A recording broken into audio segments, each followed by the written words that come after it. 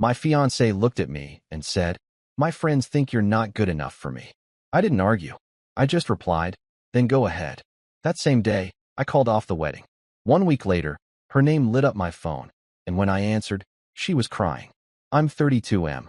My fiancée is Lena, 30F. We were together for 4 years, engaged for 8 months, wedding planned for early fall. Venue booked. Deposits paid. Guest list finalized. Instagram countdown stories already rolling. From the outside, we looked perfect. Good jobs, nice apartment, mutual friends, weekend brunches, engagement photos that made people comment things like goals and true love exists. I believed it too. Or maybe I wanted to. Lena has always been sharp. That's the polite word. Direct, confident, brutally honest. At least that's how she described herself. I learned pretty quickly that honest often meant dismissive, and that confidence sometimes came with a side of contempt. Little comments here and there. About my clothes, my car, my job not being impressive enough for my age. She'd laugh after saying things that weren't jokes. I told myself every relationship has friction. No one's perfect. The real problem wasn't just Lena. It was her friends. She has a tight group, for women she's known since college. Successful, loud, very online. Every dinner with them felt like a subtle audition. I didn't realize I was failing. Questions disguised as jokes. Comparisons to other men I'd never met. "Oh, my friend's fiancé just got promoted again." Stuff like that. Lena never defended me. She'd smile. Sometimes she'd join in. Last Saturday night, a week before we were supposed to send out final payments, we were sitting in the living room going over wedding details. Seating charts. Budget adjustments. I thought we were having a normal conversation. Then she put her phone down, sighed dramatically, and said, "I need to be honest with you." That sentence never means anything good. She crossed her arms and said it casually. "My friends think you're not good enough for me." No pause. No softness. Just that. I stared at her, waiting for the follow-up where she'd say she disagreed. She didn't. That's where everything really started. I didn't say anything right away. I honestly thought she was setting up a joke or trying to bait reassurance out of me. Lena liked control, and sometimes that meant dropping a line just to see how I'd scramble to fix it. So, I finally said, "What do you think?" She tilted her head, irritated that I didn't immediately panic. "I think they have a point," she replied. "And before you get defensive, hear me out." That was her tone when she'd already decided the verdict. She started listing things. Not yelling, not emotional, calm and precise, like she prepared notes. I wasn't ambitious enough. I was comfortable where I was instead of constantly pushing. I didn't come from the same circles she did. Her friends didn't see me as someone who elevated her image. Image. That word again. "They're just worried about me," she added, as if that made it kinder. "They don't want me settling." Settling. I reminded her that she said yes when I proposed, that we planned a life together, that a wedding was not a hypothetical anymore. She shrugged. Actually shrugged. "People are allowed to change their perspective," she said. "Marriage is permanent. I'd be stupid not to reassess." I asked her if she defended me when her friends said these things. She looked annoyed. "I'm not going to fight my friends over your insecurities." That one landed hard. She continued, "I just need you to understand where I'm coming from. If everyone around me is saying the same thing, maybe it's not them." I felt something click inside my chest. Not anger, not sadness. Clarity. I asked her a simple question. "Do you think I'm good enough for you?" She hesitated. That hesitation was louder than any insult. "I love you," she said instead. "But love isn't everything." That was the moment I stopped trying to convince her of anything. I stood up, walked to the kitchen, grabbed my phone, and pulled up the vendor list. She watched me, confused. "What are you doing?" she asked. I turned back to her and said the calmest sentence I've ever said in my life. "Then go ahead." She frowned. "Go ahead with what?" "With whatever life your friends think you deserve." Then I added, "Because this wedding isn't happening." She laughed at first.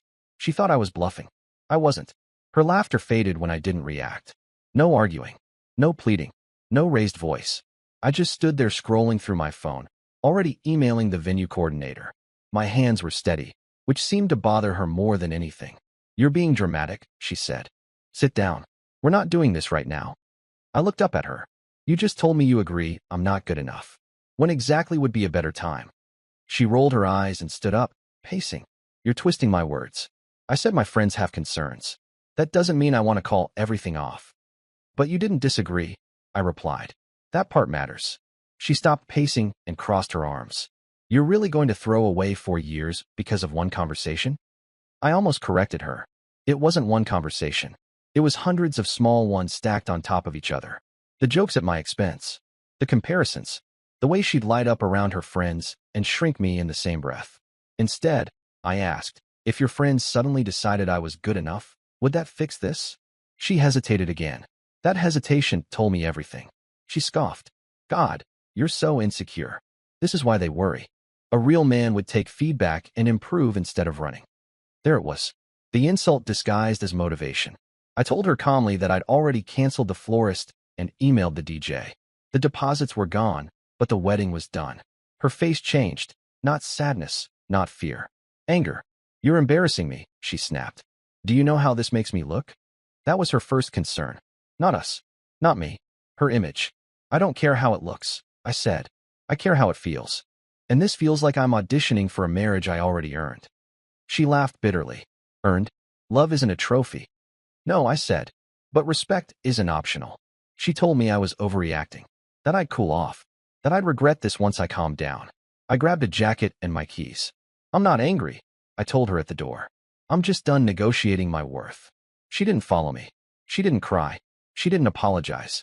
She just said, don't expect me to beg. I didn't. That night, I slept somewhere else for the first time since we moved in together. And for the first time in months, I slept through the night. I still didn't know what the fallout would look like, but I knew the wedding was over. By the next morning, reality started knocking.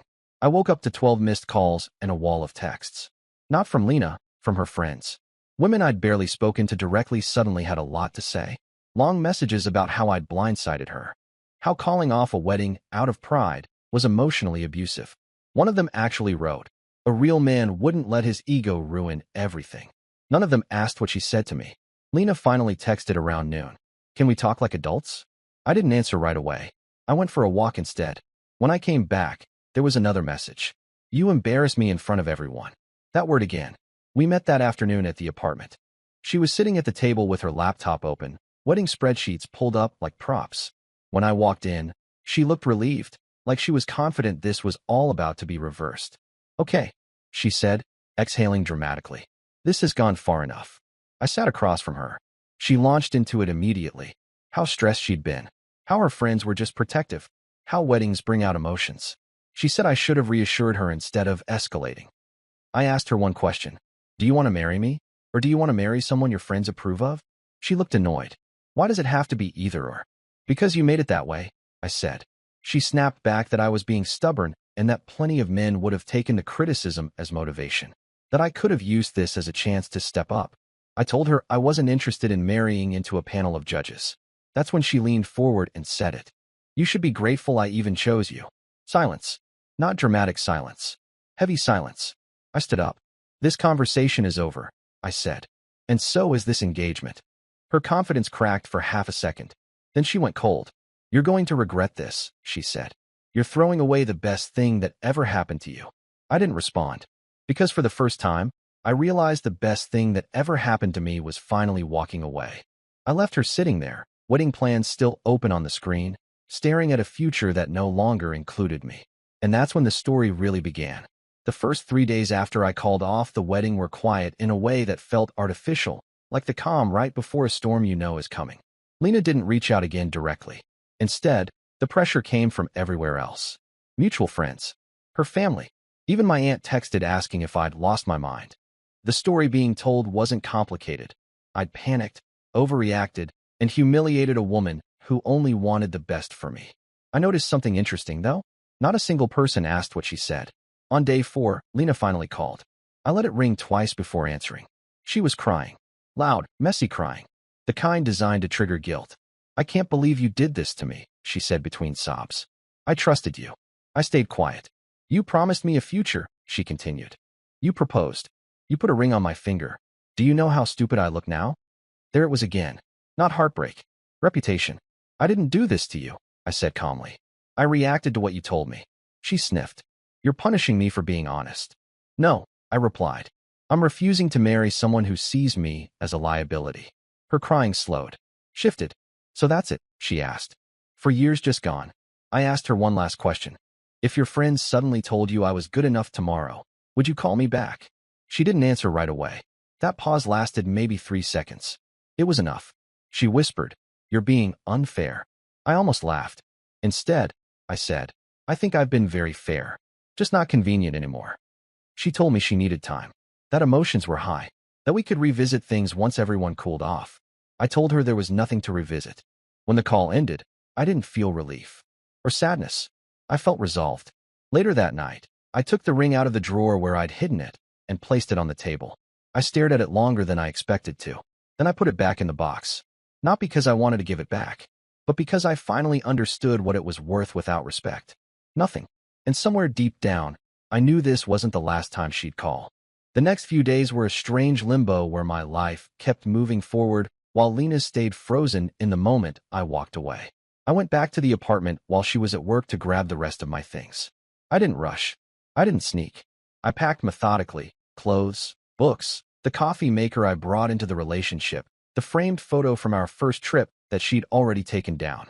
The apartment felt staged without her there, like a model unit pretending to be a home.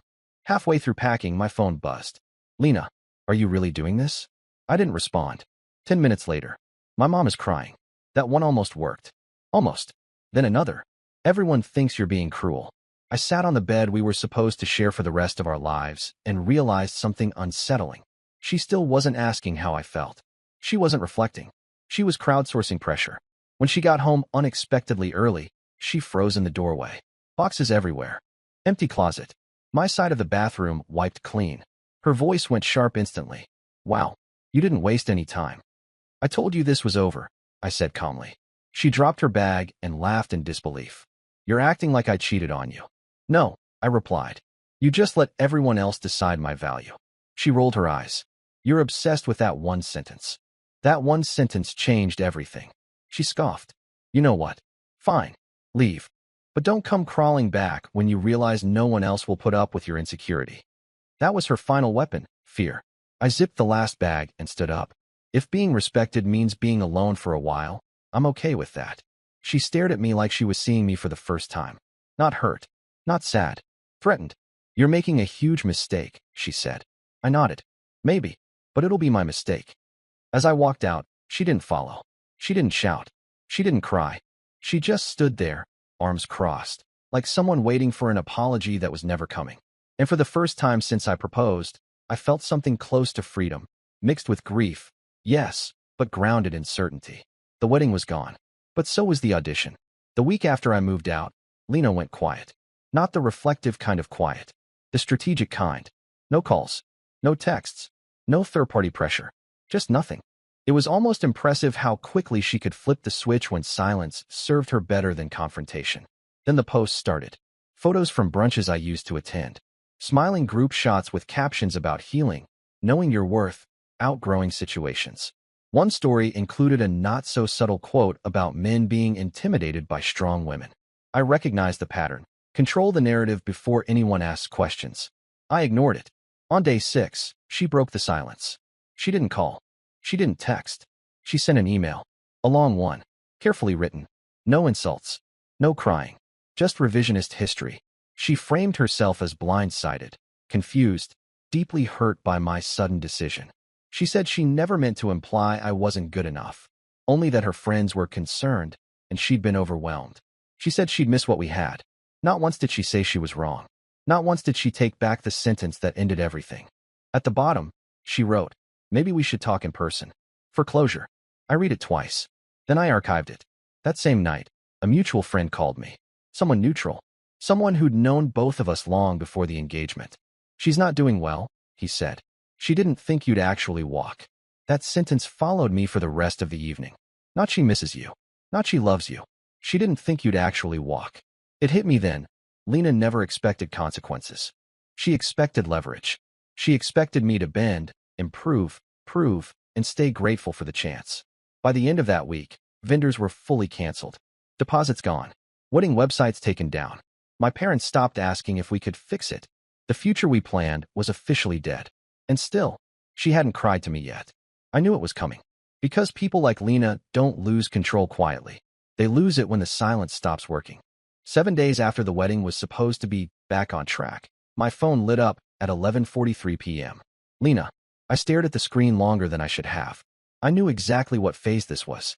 Silence hadn't worked. Politeness hadn't worked. Narrative control was slipping. This was the emotional Hail Mary. I answered. She was crying before I could even say hello. Not controlled crying. Not performative sniffles. This was raw in a way I hadn't heard from her before. I don't understand how you could do this, she said. I feel like my entire life just collapsed. I stayed quiet. Let her talk. She went on about the dress still hanging in the closet. The venue refund she couldn't get back. The friends asking questions she didn't have answers for anymore. Her parents walking on eggshells around her. Then she said, I didn't mean it like that. Like what? The thing about you not being good enough, she said quickly.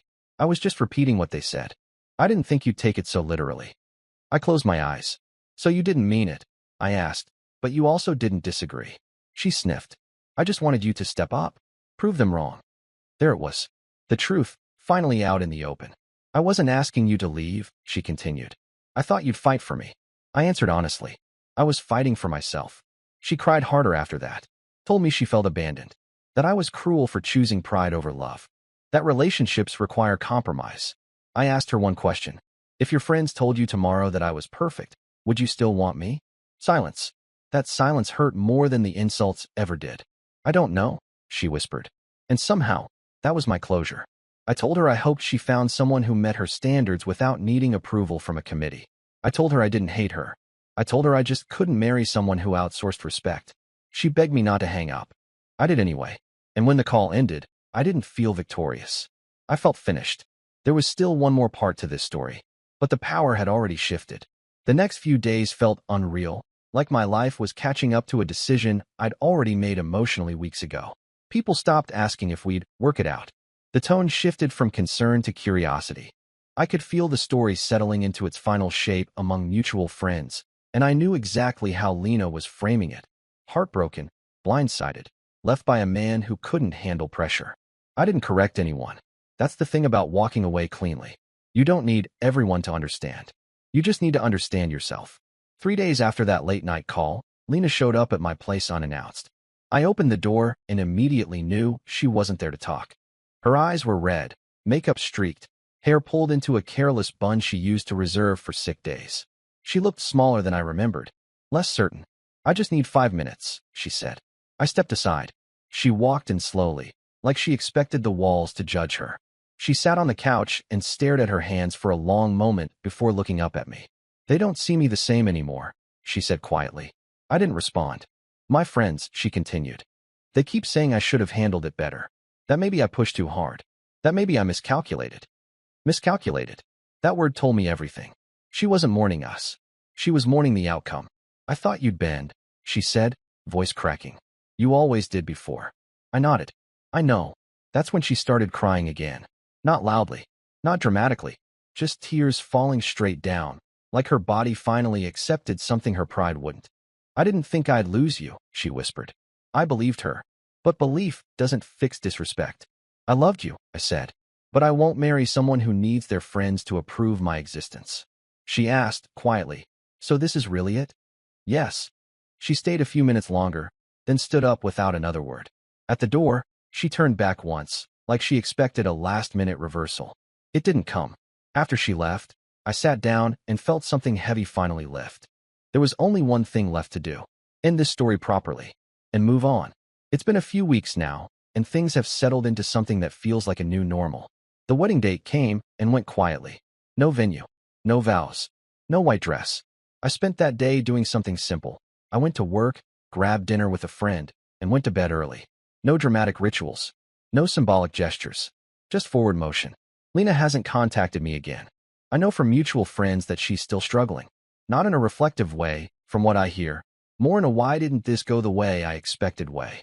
She's replaying conversations, reframing moments, trying to find the version of events where she didn't push too far. Where I stayed. Where I proved myself one last time. But that version doesn't exist anymore. Here's the thing I've learned, and why I'm posting this here. When someone tells you their friends think you're not good enough, and they don't immediately shut that down, they're telling you how much weight your dignity carries in the relationship. When they expect you to improve instead of asking themselves why they tolerate that kind of disrespect toward the person they're supposed to marry, they're not choosing you. They're evaluating you. Love isn't a group project. Marriage isn't a trial period. And respect doesn't come with conditions. Lena didn't expect me to walk away. She expected me to bend, apologize, and work harder for approval that was never guaranteed. When I didn't, the power dynamic collapsed, and so did the relationship. Do I miss her sometimes? Sure. For years doesn't disappear overnight. Do I regret calling off the wedding? No, because marrying someone who thinks you're lucky to be chosen will eventually cost you far more than a canceled venue ever could. If you're reading this and you're being quietly measured, compared, or tolerated, pay attention. Sometimes the most loving thing you can do for yourself is say, then go ahead, and mean it.